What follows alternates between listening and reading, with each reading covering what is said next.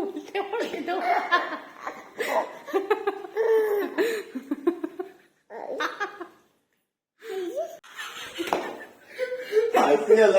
তো ওইটা তো আছে, হাসি লাগছে বলে দোকানের লোক। আচ্ছা, তোমরা নিশ্চয়ই ভাবছো যে এত পাগলের মতো খেপির মতো আমরা কেন হাসছি। হাসার কারণটাই তাহলে প্রথমে জানাই। চিকেন কাটলেট করার কথা, তো বেড ক্রামস আনতে বলা হয়েছে। তো দোকানে যথারীতি বেড ক্রামস বলেছে, কিন্তু বেড ক্রামসের বদলে দিয়েছে গুড়, মানে যেগুলো বলে গুঁড়ো গুড় আর কি। তো দেখতে অনেকটা বেড ক্রামসের মতো, আমরা বুঝতে পারিনি। প্যাকেটটা খোলার পর মনে হচ্ছিল একটু ভেজা ভেজা। তো অবশেষে এই প্যানকো বেড ক্রামসই আনা হয়েছে, আর জানি না ওটা খেতে পারবো কি না। তো অনেকক্ষণ রাখার পর গুড়টা তোমরা দেখলে পুরো মেল্ট হয়ে গেছে, ওটা ফেলেই দিলাম। তো যাই না, আমি তো যোগানি মেয়ে যাকে বলে, মেয়েরা আমরা। তো এগুলো আমি ডাব ডাব করে রেখেছি, পরে ভেজে দেখবো বেড ক্রামসে ডুবিয়ে কেমন লাগে খেতে, মিষ্টি মিষ্টি নাকি। আর এই প্যানকো ব্রেড ক্রামসটা আনার ওর ইচ্ছা ছিল, কিন্তু আমি আনতে বারণ করেছিলাম যে 1 কেজি এই ব্রেড ক্রামসটা কী করবো, আমরা তো এত খাবো না, না মাঝে সাঝে বানানো হয় এইসব খাবার। তো কিন্তু শেষমেশ ওইটাই আনতে হলো। দোকানের লোক অত্যন্ত দুঃখিত, ও বলছে, মানে দোকানদার বলেছে যে সরি, আমাদের ভুল হয়ে গেছে, দেখো একই রকম গুড়ের প্যাকেট আর বেড ক্রামসের প্যাকেটটাও একই রকম, বুঝতে পারিনি। তো যাই হোক, যথারীতি আজকের এই ভ্লগটা আমি শেয়ার করছি, সেটা 1 জানুয়ারির ভ্লগ ছিল। তো ওর সাথে কাজ করে 2 বন্ধু, আমারও বন্ধু হয়ে গেছে বলতে গেলে। তো তারা আসবে, সেজন্য আমি আগে থেকেই রান্নাবান্না করে রাখছি, যেহেতু এলে একটু ভালো করে জমিয়ে গল্প হবে। তখন যদি আসার পর রান্নাবান্নাই করি, তাহলে ভালো করে গল্পটা করা হবে না। তো প্রথমে আমি মটনটাকে নুন হলুদ সর্ষের তেল মাখিয়ে সেদ্ধ করতে দিয়ে দেবো। তো আজকে আমি সেদ্ধ করেই করব। বিভিন্ন দিন অনেক রকমই রেসিপি করা হয় মাটনের, কিন্তু এই সিম্পল রেসিপিটা আমার সব থেকে বেশি ভালো লাগে। তো তোমাদের কীরকমভাবে মাটন লাগে, ভালো লাগে অবশ্যই বলবে। একটু নতুন আলুটা এখন বেরিয়ে গেছে, আর নতুন আলু, কোনো আলু সেদ্ধ হয় ভালোভাবে, কোনো আলু সেদ্ধ হয় না। তো এই আলুটা মোটামুটি ভালোই ছিল, একটু ভেজে নিলাম। আমি কিন্তু নুন হলুদ ছাড়াই ভেজেছি। নুন হলুদ দিয়ে ভাজলে না তেলটা একটু ময়লা হয়ে যায়, পেঁয়াজগুলো ভাজলে কেমন একটা কালার আসে, সেই জন্য আমি শুধুই তেলে ভেজেছি। পরে আবার যখন মশলার সাথে ফুটবে, তখন ওর মধ্যে নুন হলুদ অলরেডি ভালোভাবে ঢুকে যাবে। আর খাসির মাংসর অরিজিনাল ফ্লেভারটাই আমার বেশি ভালো লাগে, সেই জন্য আমি এখানে গরম মশলা প্রচণ্ড কমই দিয়েছি। আর 2টো সিটি দিয়েছি মোটেই, তাতেই মাংসটা এত সুন্দরভাবে সেদ্ধ হয়ে গেছে।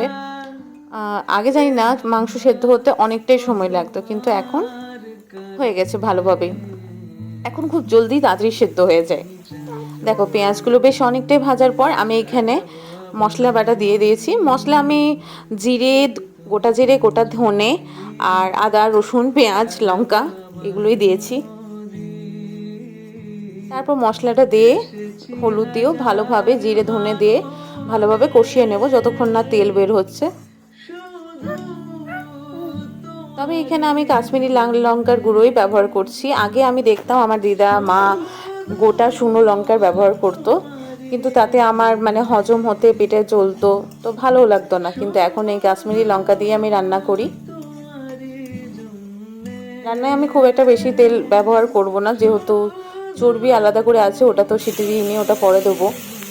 এই মাংস রান্না করতে করতেও একটা হাসির ঘটনা ঘটেছে, সেটাও বলছি আমি পরে। আর অনেকেই মাটন পছন্দ করে না, কারা কারা চিকেন পছন্দ করো তারা কমেন্টে বলে দিও তো। আর জানি না, আমি এখানে মাংসটা ঢালতে ঢালতে মুখের মানে এইরকম কেন তাকাচ্ছিলাম ভগবান জানে। যাই হোক, খ্যাপা মানুষ হয়ে গেছি আমি মাঝে মাঝে। এরপর আমি আলুটা দিয়েও ভালোভাবে কষিয়ে নেব, এবং নুনও দিয়ে দিয়েছি। সেদ্ধ করবার সময়ও নুন দিয়েছিলাম, সেইভাবেই নুনটা দিলাম, যাতে পরে একটু টেস্ট করে দেখাবো বা দেখবো, তারপর নুন যদি লাগে আবার দেব। এখন একটু আন্দাজ মতোই দিলাম। আর বাড়ি আমরা গেছিলাম রানীগঞ্জ, মানে আমার ননদের বাড়ি। তো এসে পরে সেরকম বাজার টাজার করা হয়নি, বাড়িতে দই ছিল, টমেটো কেনা হয়নি, সময় পাইনি। তো ওই জন্য ভাবলাম যে দইটা একটু ফেটিয়ে দিয়ে দিই, বেশ একটা রিচনেস ব্যাপারও আসবে আর ভালোও লাগবে। এরপর দইটা দিয়েও ভালোভাবে মিশিয়ে নিলাম। আমি যখন সকালবেলায় কাটলেটটা তৈরি হচ্ছিল, মানে যখন বেড ক্রামস লাগানো হচ্ছিল, তখনই আমি বলছি এই বিস্কুট গুঁড়োটা কেমন একটা মিষ্টি মিষ্টি গন্ধ। পরে বুঝলাম গুড়। ও বললো খেয়ে দেখো বুঝবে। ও বাবা, তারপর কিছুক্ষণের জন্য ঢাকা দিয়ে দেব। ঢাকা দিয়ে দিয়ে কষালে ব্যাপারটা আরও সুন্দর হয়ে যায়। আর আমার এই পর্যায়ে যদি খেতে পারি সেটা আমার খুব ভালো লাগে। এই দেখো আমার রান্না দেখে আমার ছেলেও চলে এসেছে যে মা আমিও রান্না করব। আর এই সময় আমার কোলে আছে, আমি এক হাতে ফোন আর ওকে ধরেছি আর এক হাতে রান্না করছি। হ্যাঁ, আমি একটু সাবধানেই করছি যাতে কোনো রকম দুর্ঘটনা না ঘটে। আসলে আমাদের বাচ্চার মাদের কোনো ভিডিও করার মানে ঠিকই থাকে না। ভাবি একটা করব, কিন্তু হয়ে যায় আরেকটা। কেন কি মানে ভাবো না, আমি ভেবেছিলাম শুধু একা ধরে ভিডিওটা করব, হলো না, ওকে আসতে হলো। আমি তো স্ট্যান্ডও আছে আমার, যে না স্ট্যান্ডের মধ্যে ফোনটা আটকে আমি ঠিক টাইম মতো করব, কিন্তু অতটা টাইম আমি দিতে পারি না স্ট্যান্ডে ফোনটা লাগানোর, বা সেই টাইমটা দেওয়ার আগেই মনে হয় যে হাতে ধরেই করে নিই। আর স্ট্যান্ডটা দেখলে ও তো টানা টানি প্রচুর করে, তো ভেঙে যাবার ভয়ে আমি এখন তুলেই রেখেছি। সেদিনের রাতের মেনুতে ছিল একদম ঝাল ঝাল ঝুড়ো ঝুড়ো পোস্ত ভাজা আলু দিয়ে, মানে আলু পোস্তই আর কি, কিন্তু একদম ভাজা ভাজা। এটা আমার বরের খুব প্রিয়, তাই ভাবলাম যে এইভাবেই বানাই। বাড়িতে অবশ্যই একটু আলাদাভাবে বানাই। এখানে আমি তেলটা একটু বেশি দিয়েই ভাজবো। পরে বুঝলাম তেলটা একটু বেশিই দেওয়া হয়ে গেছে। তেলটা আমি অবশ্য পরে তুলে মাটনে দিয়ে দিয়েছিলাম। আমি আসলে পোস্তটা আগে করেছিলাম, এডিটিংয়ের সময় এটা পরে দেখাচ্ছি। আর একটু নুন দিয়ে ভাজবো, তাহলে সেদ্ধ তাড়াতাড়ি হয়ে যাবে। আর ঢাকা একদম দেবো না, ঢাকা দিলে আলুটা বেশি সেদ্ধ হয়ে যাবে, ভাজা ভাজা হবে না। তো দেখো এখন নিশ্চয়ই বুঝতে পারছো তেলটা আমি কিছুটা তুলে নিয়েছি। এরপর পোস্তটা বাটার সময় একটু জল দিন, মানে একটু জল না দিলে কি হয়, মানে একদম অনেক কম জল দিয়েছি, যাতে মানে পোস্তটা বেশি জল না থাকে। বেশি জল হলে না এই ভাজা ভাজা ব্যাপারটা আর হবে না। এই পোস্তটা করবার সময় অবশ্যই কিন্তু ঝাল বেশি ভালো লাগে। আমিও ঝাল বেশি খাই, কিন্তু ওরাও আসবে, ওদের পছন্দ, মানে ওরা কতটা ঝাল খায় আমি ঠিক জানি না। একদিনই পরিচয় হয়েছে ওদের সাথে, তো একটু কমই ঝাল দিয়েছি। আমরা নিজেরা হলে তো এত ঝাল দিই, প্রচুর ঝাল দিই। আর ছেলে তো পোস্ত দেওয়া হয় না ওকে। তো দেখো আমার পোস্তটা অনেকটা ভাজা ভাজা হয়ে গেছে। এই সময় আমি কিছুটা কাঁচা সর্ষের তেল দিয়ে আর একটু ভেজে তুলে নেব।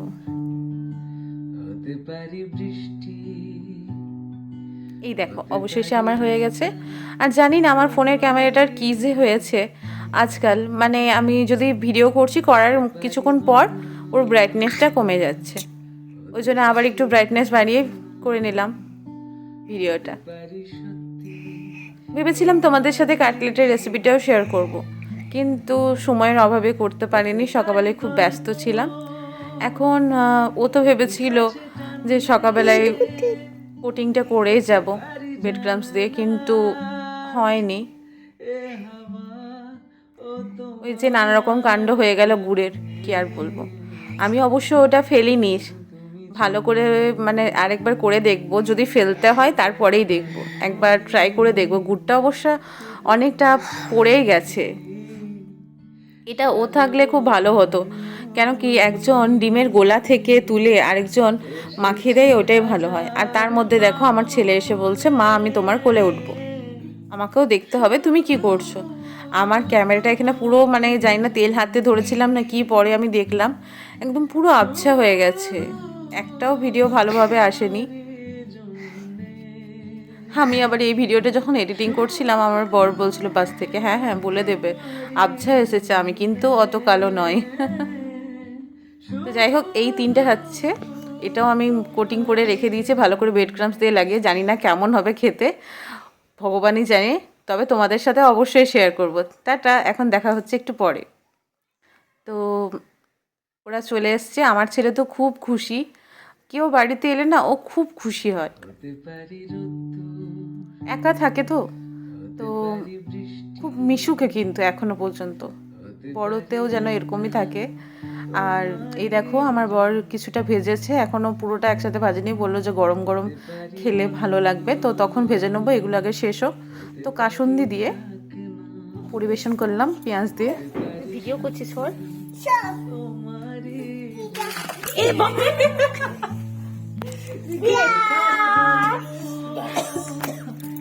দেখলেই তো কি ঘটনাটা ঘটলো। আমি বলছি দাঁড়া একটু ভিডিওটা আমি করে নিই, তো ওর প্রচুর তাড়াহুড়ো, আবার বুঝতেও পারছে যে কিছু একটা ভুল করে ফেলেছি, পড়ে গেল, তো আমি যেভাবে বলি ও সেভাবে বলছে। এ মা। তারপর ওই গুড়ের ভাজাগুলো আমি দিলাম।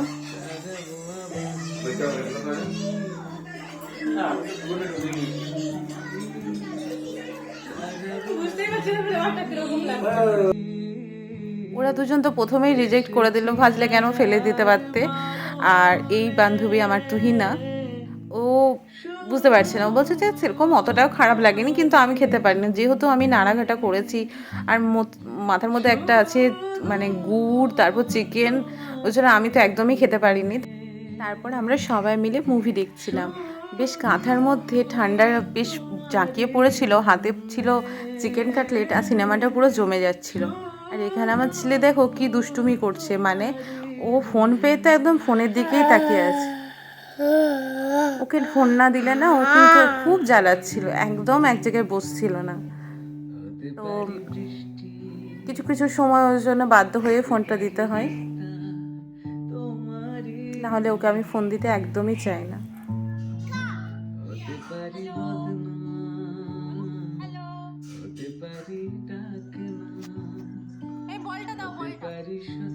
আর ও মামা মনি বলে এদের সাথে ডাকছিল, এদের সাথে খুব সুন্দর করে খেলা করছিল। তখন তোমাদের বললাম না ফানি ব্যাপার ঘটেছে, আসলে আমি সবই করেছি ভিডিওটা শেষে রাত্রিবেলা খাওয়ার সময় থাকলে এই সমস্যা হয়, নিজে একাভাবে বেড়ে ওঠার পর কেউ এলেও খুব খুশি হয়ে যায়, মানে তাদের সাথে খেলা করা, তাদেরকে যতটুকু পাবে ততটুকু একদম মনে হয় আমার সাথেই থাকো।